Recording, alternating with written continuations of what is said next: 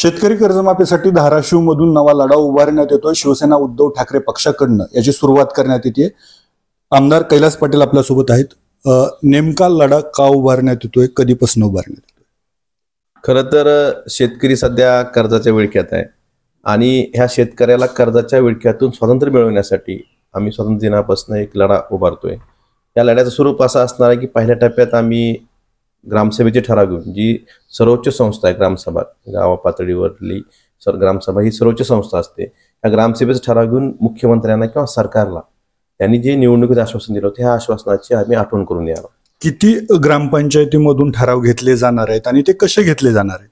धाराशिव जिल्ह्यातल्या सगळ्याच ग्रामपंचायतीमधनं हे ठराव घेतले जाणार आहेत आणि ते आमची जी संघटना आहे, शिवसेना उद्धव बाळासाहेब ठाकरे या पक्षाची संघटना, या संघटनेमार्फत आमची तालुका प्रमुख असतील, विभाग प्रमुख असतील, शाखा प्रमुख असतील, यांच्यामार्फत ही माहिती शेतकऱ्यांपर्यंत पोहोचवणार। आणि शेतकऱ्यांना आम्ही आवाहन केले की तुम्ही ग्रामसभेला जावा आणि त्या ग्रामसभेत आपल्या कर्जमाफीची गरज काय हे त्या ठिकाणी विषद करा। आपल्याला सरसकट कर्जमाफी पाहिजे, अटी निकष असल्या कुठल्याही सोपस्कारामध्ये न अडकता सरसकट शेतकऱ्यांना कर्जमाफी जे सरकारनं आश्वासन दिलं होतं, आजच्या मुख्यमंत्र्यांनी, त्यावेळेच्या उपमुख्यमंत्र्यांनी जे निवडणुकीत आश्वासन दिलं होतं की 7/12 आम्ही कोरा करणार, 3 वेळा म्हणले होते कोरा कोरा कोरा, या आश्वासनाची जाणीव करून देण्यासाठी ग्रामसभेसारख्या माध्यमातून त्यांना, सरकारला त्यांच्या आश्वासनाची आठवण करून देणार। आणि सगळी ग्रामसभा या ठिकाणी राजकारणाचा विषय येत नाही। आमच्या सर्वच पक्षाच्या, समजा कुठल्याही पक्षाची ग्रामपंचायत जरी असली तरी शेतकरी हे सगळ्यांसाठी महत्वाचा घटक आहे आणि शेतकऱ्यांसाठी आपण कर्जमाफीची मागणी करणं आणि सरकारला त्यांच्या आश्वासनाची आठवण करून देण्यासाठी सगळ्यांनीच एकत्र आलं पाहिजे। ह्यात पक्षविरहित लोकांनी सुद्धा एकत्र आलं पाहिजे आणि शेतकऱ्यांच्या हक्कासाठी आपण सरकारकडे आपली बाजू मांडली पाहिजे असं मला वाटतं। उद्या तुम्ही त्याचे ठराव घेतायत, पुढचा टप्पा काय असणार आहे? ठराव कसे घेतले जाणार आहे, त्याचा मायना काय आहे आणि पुढचा आंदोलनाचा टप्पा काय असणार?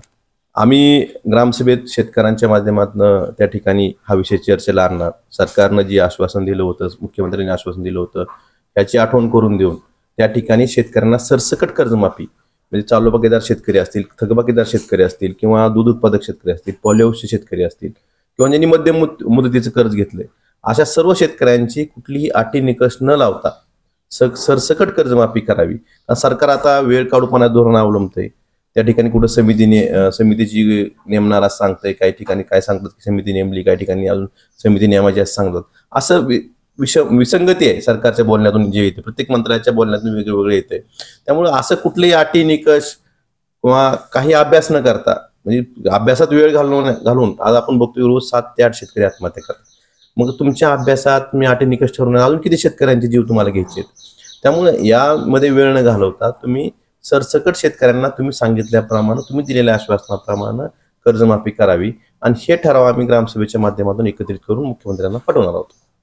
या ठरावानंतरही जर ह्याची पुढची प्रक्रिया सुरू झाली नाही तर पुढचा टप्पा काय असणार? सरकारला काय अल्टिमेटम? हे खरं तर सरकारनं ह्या स्थानिक स्वराज्य संस्थेच्या निवडणुकीच्या आधी हा कर्जमाफीचा निर्णय घेणं अपेक्षित आहे। या निवडणुकीची आचारसंहिता कधीही लागू शकते, 1-2 महिन्यात।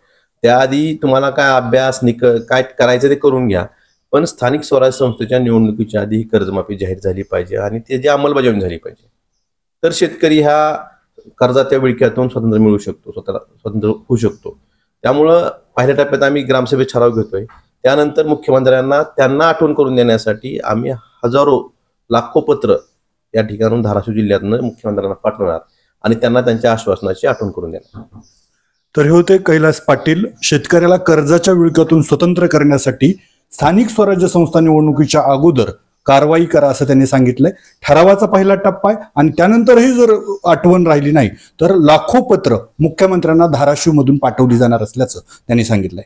अप्पासाहेब शेळके, एबीपी माझा, धाराशिव। एबीपी माझा, उघडा डोळे बघा नीट।